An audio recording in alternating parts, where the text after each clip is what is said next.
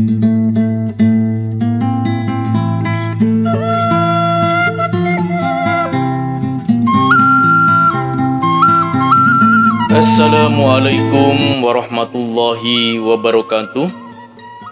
Para wargi mitra kaum dangu sadayana, alhamdulillah dina danget ayeuna urang sadayana tiasa patepang dangu deui sareng sim kuring Mang Aa. Urang sami-sami neraskeun hanca dongeng Sunda anu katunda dina judul dongeng sareupna di Pajajaran karangan Bapak Aan Merdeka Permana. Sakumaha biasa ieu dongeng Sunda didugikeun ku channel anu dipika meumeut ku urang sadayana ka para wargi mitra kaum dangu sadayana anu mika landep anu mika sono mika tresna kana dongeng Sunda mangga diantos dina channel anu parantos disayogikeun. Dina dinten ayeuna ieu dongeng sareupna di Pajajaran teh majeng kana seri anu ka-28. Sakumaha anu kauninga dina seri anu sateu acana hanca urang teh dugi ka nyarioskeun ginggi anu parantos dugi ka dayeuh Pakuan teh nya anu tepang sareng Madi teh ya. Ayeuna lebet kana tema lalangse hideung Suji Angkara nya dina bukuna. Tak kumaha lajengna ieu carita mangga urang sami-sami bandungan ku sadayana pamugi ieu dongeng janten landong pangbeberah kana manah kanggo urang sadayana. Mangga wilujeng ngadangukeun.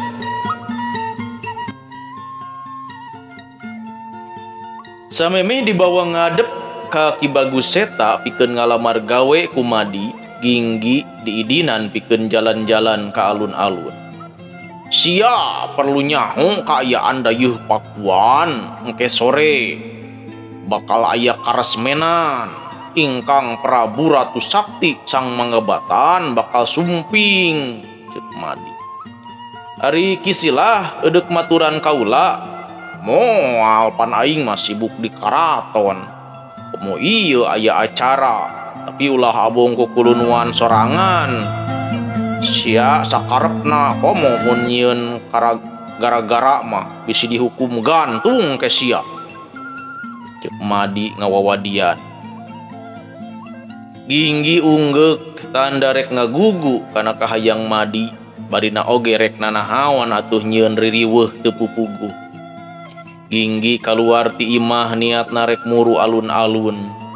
Alun-alun teh memang teu pati anggang, Ginggi ge teu sapanyepahan geus anjog di alun-alun ka tembong loba jalma kabeh pagegek ngurilingan sisi alun-alun.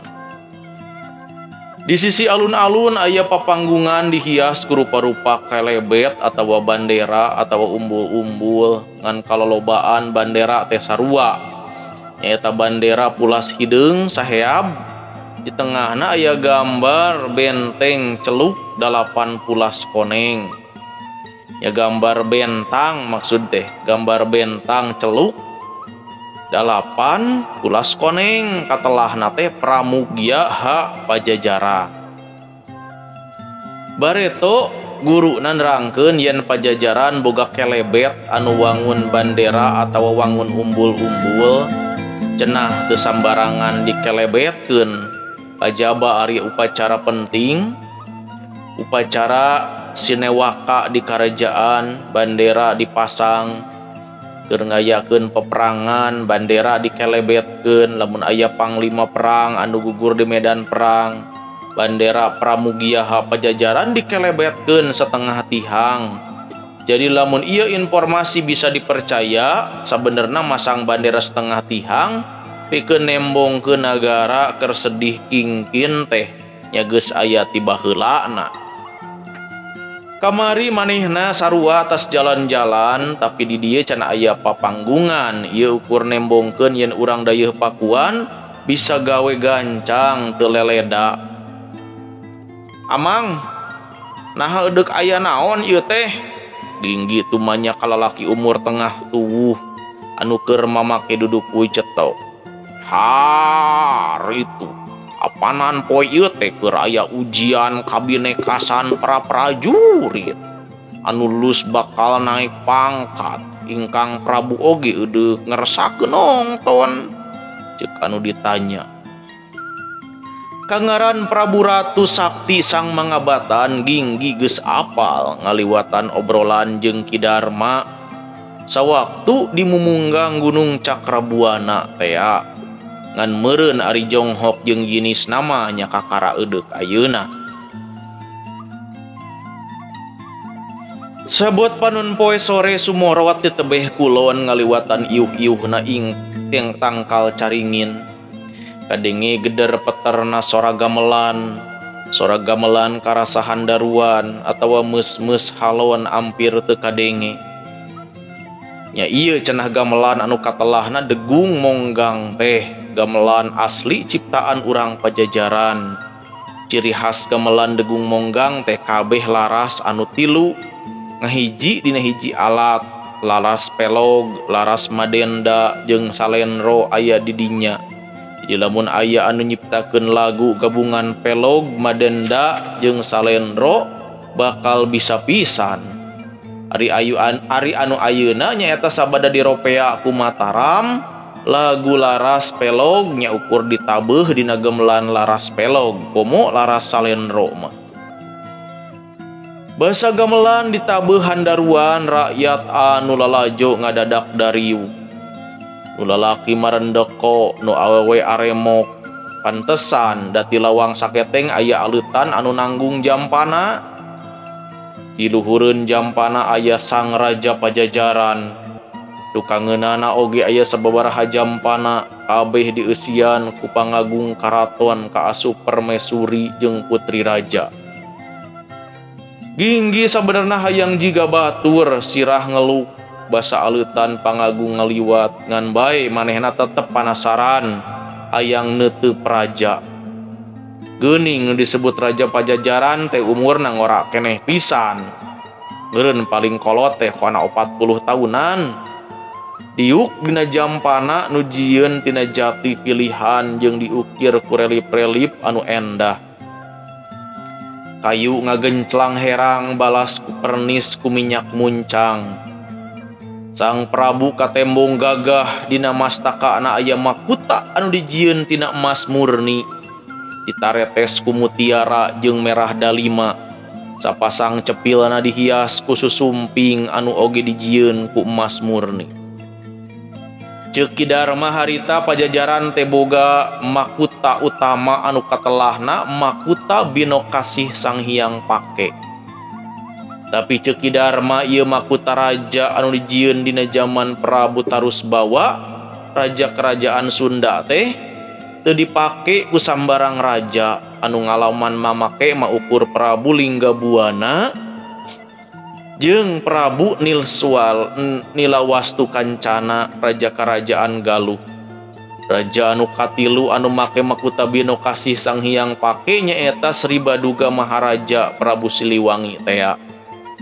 Raja sahandapeun teh eta eueuh anu wasa make sabab cenah mahkota Bino Kasih Sang Hyang Pake mah ukur dipake ku istilahna King of the King lain ku asa raja.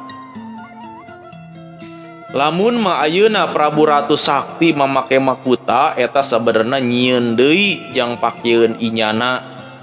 Bisa jadi motifna beda, bisa jadi dimirip-mirip jiga mahkota Bino Kasih Sang Hyang Pake.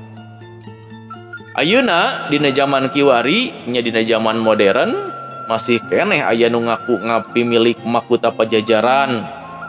Bisa jadi eta mah mahkota tiruan urut para raja Pajajaran sahandapeun Prabu Siliwangi.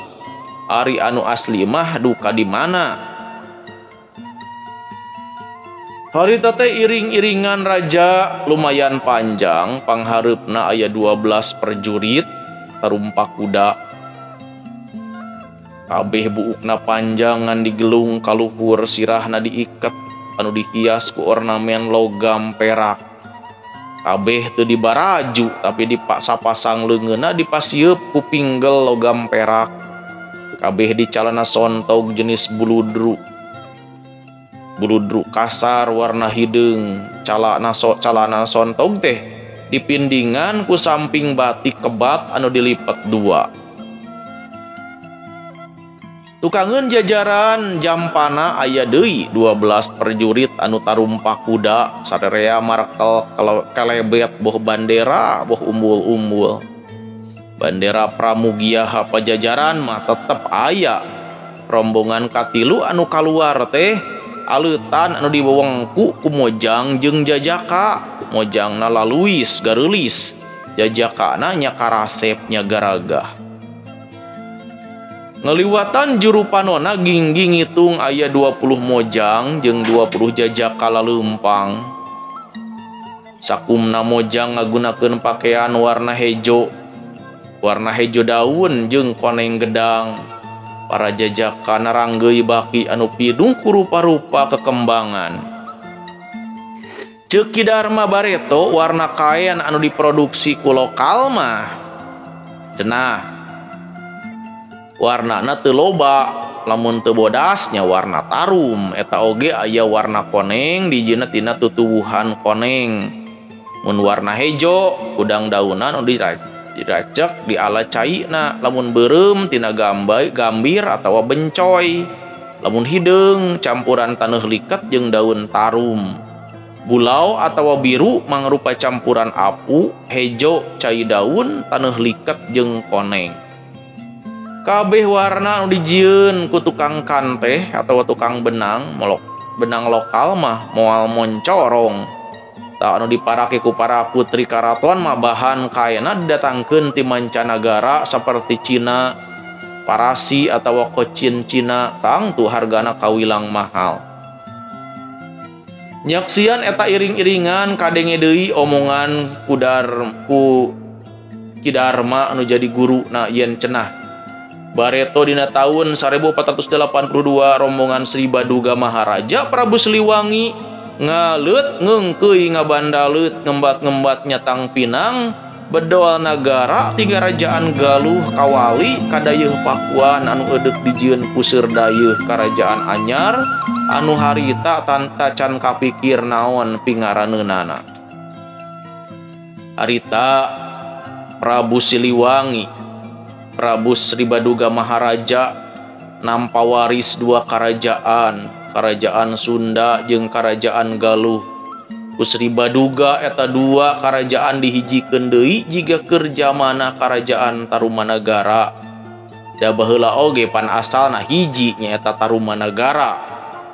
Nya anak turunan Marisah ngadegkeun Kerajaan Sewang-Sewangan, nu saurang nyieun Kerajaan Sunda, nu saurang nyieun Kerajaan Galuh.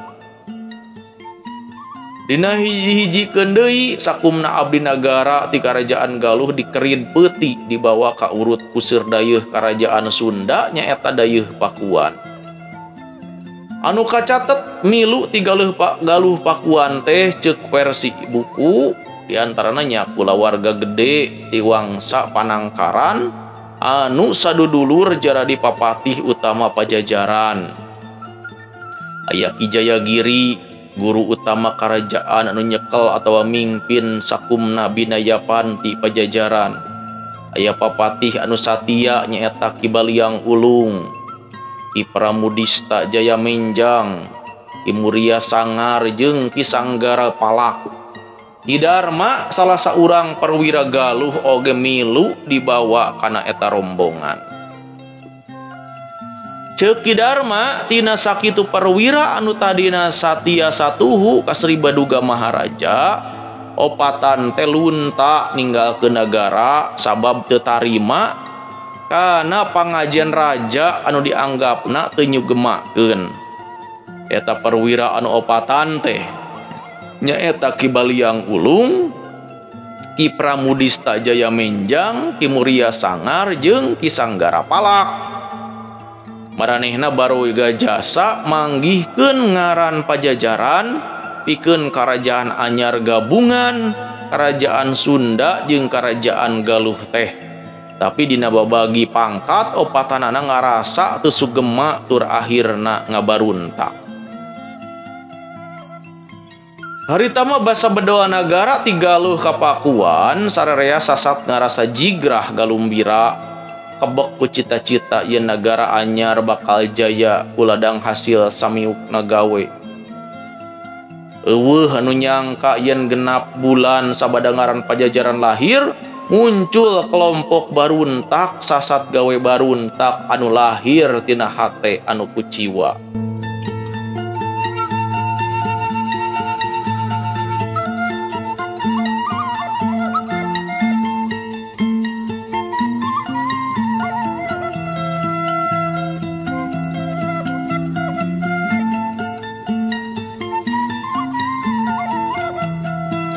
Kejadian dina tahun 1482 atau 68 tahun samemeh kejadian lelakon Ginggi nu dicaritakeun ayeuna. Tapi iring-iringan anu ieu mah iring-iringan raja Pajajaran anu kaopat nyatana Prabu Ratu Sakti Sang Pangabatan.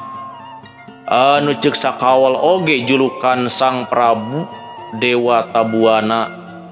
Iring-iringan anu joana ti karaton Sri Bimapun Tanarayana Madura sudah dipati muru ka alun-alun Jahwihita benteng luar teu jauh ti sisi walungan Cisadane. Basa alut-alut Sang Prabu geus ngaliwat sakumna ambar hayat diwenangkeun narangtung deui jiga samemehna. Ginggi oge ayeuna milu nangtung panonna neuteup kajauhna ka balandongan atawa panganggungan tea. 40 mojang jeung jajaka kabireungeuh geus ngajajar narangtung bari ngawurkeun kekembangan tea diawurkeunana ka anu diuk anegleng dina kursi jati anu endah.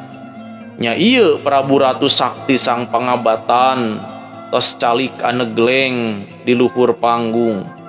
Di sisi digigirna rampag para istri jeung para putri karaton. Degung Monggang masih ngungkung ngan ayeuna wirahmana anca tepikeun ka akhirna eureun pisan jep we jempling. Ginggi masih keneh neuteup ka hareup ngan teu bisa terus neuteup panonna teu kuat neuleuh lila ka anu diuk dina kursi gading gilang kancana. Kumaha teu rek kitu sanajan ceuk Ki Darma ieu teh raja anu kurang wiwaha dina cara mingpin tapi tetep we pan raja. Omo ieu raja hiji karajaan badag anu kungsi ngalaman zaman emas. Sang Prabu ngagunakeun baju kurung ipis tanpa leungeun anu dijieun tina sutra koneng. Dina sapasang leungeunna make pinggel anu dijieun tina emas murni. Dina harigu oge aya kang kalung umpak tilu sarua dijieun tina emas. Tah bisi sia can nyaho makutabino kasih Sang Hyang Pake. Nyaeta nu nuju dianggo ku ingkang Prabu ceuk lalaki gigireun. Ginggi unggeuk ngan ari hatena mah tetep percaya kana ucapan guru na yen makutabino kasih Sang Hyang Pake ukur wenang dipake ku King of King raja ti sagala raja cenah kitu. Tuh tingali susumping galudra mungkur pan eta teh anu kantos dianggo ku ingkang Sri Baduga Maharaja Prabu Siliwangi Bareto. Eta lalaki pikeun kasakitu kali na Ginggi unggeuk bari hatena mah ukur percaya kana omongan Ki Darma. Kabeh oge imitasi cenah sanajan tetep dijieun tina emas murni. Salah saurang ponggawa ngagorowok deui sangkan sakumna ambar hayat jempling sabab Purohita eudeuh macakeun doa-doa. Purohita teh nyaeta pandita agung mun ceuk zaman ayeuna mah. Inyana ayeuna macakeun doa kasalametan sangkan Pajajaran lana umurna bari eueuh bancana gogoda jeung gogoda rencana. Sanggeus rengse macakeun doa bari digalindengkeun ku galindeng anu halimpu sakumna ambar hayat saur manuk ngucapkeun mapag jeung panyakseni kana doa. Rengse Purohita macakeun doa perjurit mere tanggara deui yen ayeuna ingkang Prabu bade cacarios.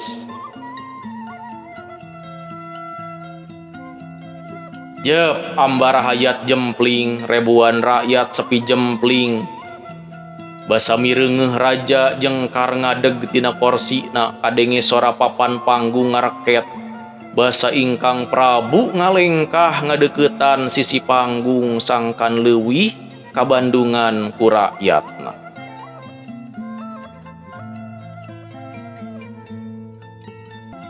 Para wargi mitra kaum dangu sadayana urang rehateulah sakedapnya. Wilujeng wayah kieu ka sadayana anu masih keneh manco ya dina channel dongeng Mang Aa. Mudah-mudahan dina danget ayeuna sadayana nuju aya dina kaayaan sehat walafiat, sehat lahir tumekaning batin, aya dina lindungan Allah Subhanahu wa taala. Amin ya Allah ya rabbal alamin. Wilujeng wayah kieu ka Pak Zaki Mubarok di Jakarta, wilujeng manconya oge ka channel perniagaan Supi, wilujeng manco bae. Ka Mama El Hatman oge di Cianjur haturan wilujeng ngadangukeun. Ka Pak Rohendi di Kudus haturan Pak Rohendi. Oge ka Teh Rita Ersih haturan. Ka Pak Dede Juanda oge. Lajeng ka Pak Tedi Rahmat di Kadungora kumaha damang sadayana. Oge ka urang Sukabumi ya ka Pak Dede Riswandi haturan. Oge ka Ren channelnya di Ciamis haturan. Lajeng ka Kang Rusli oge ka Pak Guru Yana Maryana haturan wilujeng ngadangukeun bae. Oge ka Kang Kanun Ulalana ieu kumaha damang. Lajeng aya Pak Tata di Banjarsari. Ini juling di Cibinong kumaha daramang urang Cibinong sadayana mangga diantos subscribe-na nya. Kayak urang medar deui dongeng anu sanesna yeuh. Oge ka Pak Dadi Mulyadi. Mudah-mudahan sarehat we sadayana nya dina dangat ayeuna atuh nu sanesna mah dikumkeun we kanu masih keneh manco dina channel dongeng Mang Aa. Mudah-mudahan sakali deui sadayana nuju dina kaayaan sehat walafiat, sehat lahir tumekaning batin, teu kirang sawios-wios aya dina kaberkahan. Amin ya Allah ya rabbal alamin. Mangga supados teu nyangkolong ting kana waktos ieu dongeng urang sami-sami teraskeun deui.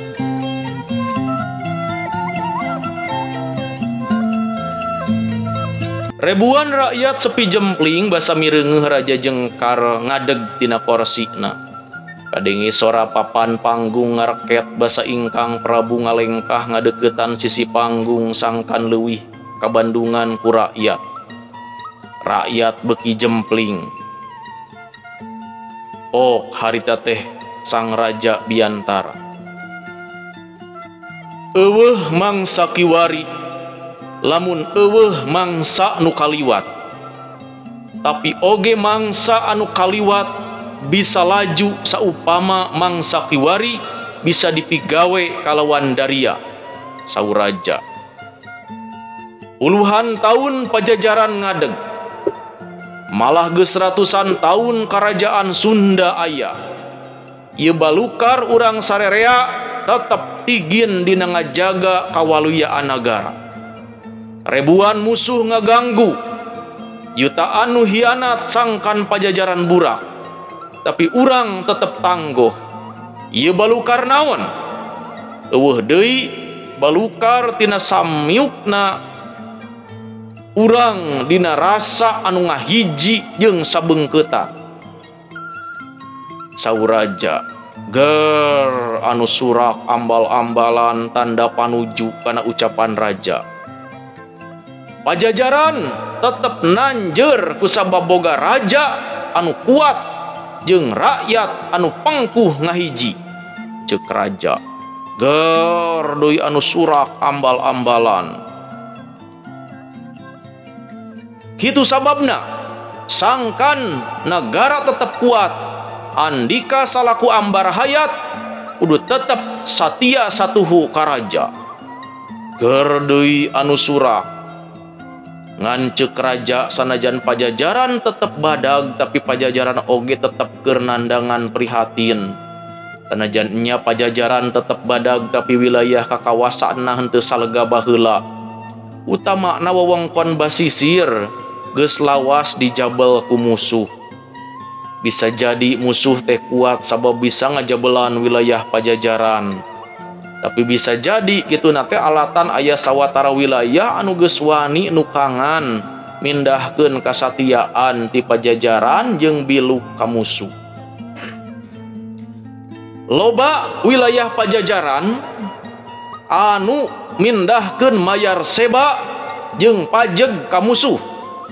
Eta kudu diperjuangkeun. Seba jeung pajeg kudu disetorkeun ka pajajaran. Lamun diantep kitu Pangasilan Pajajaran beki saeutik tur balukarna rakyat Pajajaran jadi katalangsara wilayah anu biluk ka musuh tu diperangan. Ceuk raja ger deui anu surak teh ambal-ambalan. Satuju lamun wilayah anu biluk ka musuh diperangan. Satuju saur manuk. Tah kusabab kitu Pajajaran kudu boga balad anu samakta, artina alat perang kudu ditambahan, perjurit kudu ditambahan. Ieu hartina nagara butuh seba jeung pajeg anu gede ti rakyat. Sabab Pajajaran bisa kuat teh lamun rakyat mayar pajeg jeung seba lipet tikel. Ceuk raja beb rakyat teh jarempling. Ginggi ngareret ka lalaki gigireunana. Jika nu ditutup ngarti yen eta paneuteuk boga pananya. Kabireungeuh si lalaki teh rumenghap eungap. Nya kaharti nagara kuat teh saupama rakyat ge banting tulang mantuan dina mangsana nagara keur tigrat ieu. Artina bantuan rakyat kudu leuwih samakta. Heueuh tapi kumaha atuh cenah. Manehna nyebutkeun sabenerna rakyat geus beak dengkak mantuan nagara. Ucara ridho dipenta pajeg jauh leuwih badag. Tapi lamun pangasilanna beuki mojejet mah mojejret, asieuna kalah kaleuwih riweuh sarerea.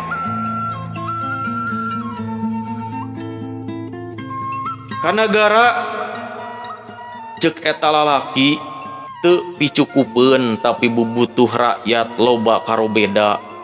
Ayeuna teh cenah usumna nagara neangan tanaga ngora jang dipake prajurit karajaan. Ari keur patani tanaga ngora anu ngarupakeun anak turunna teh sabenerna keur dipibutuh jang mantuan ngurus kuma ngurus palawija. Ayeuna jaba pajeg ditarik leuwih badag. Jaba penghasilan di huma jeung di tempat palawija jauh ngurangan.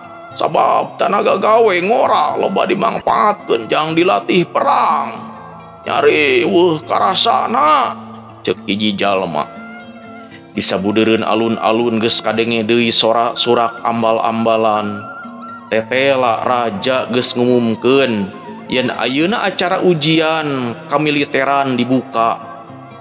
Sakur tanaga ngora ceuk cohagna mah wajib milu bela nagara ku jalan asup jadi perjurit. Kabireungeuh nama memang loba pisan nonoman anu hayang asup jadi pasukan angkatan perang teh. Buktina harita geus aya ratus-ratus calon prajurit anu sayaga pikeun ngayakeun ujian kawiraan. Engke para perwira jeung senapati kerajaan anu bakal ngatur tata carana, saur raja. Tur ari geus kitu mah der we acara ujian teh dimimitian. Ngan bae mireungeuh para calon prajurit dina uji kawiraan teh bangun laletoy. Ginggi mah teu kata haji pikeun ngabandunganana. Malah anu keur dipirhatikeun kumaha mah ayana Ki Banaspati anu keur papada diuk dina jajaran para pangagung karaton. Nya Ki Banaspati lalaki umur antara 50 genep tahun teh pakaian kaluhurna make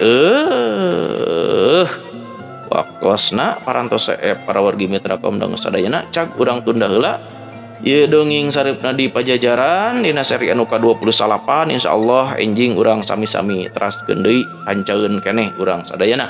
Sakitu nu tiasa kapihatur dina dinten ayeuna hapunten nu kasuhun wilujeng kantun. Assalamualaikum warahmatullahi wabarakatuh.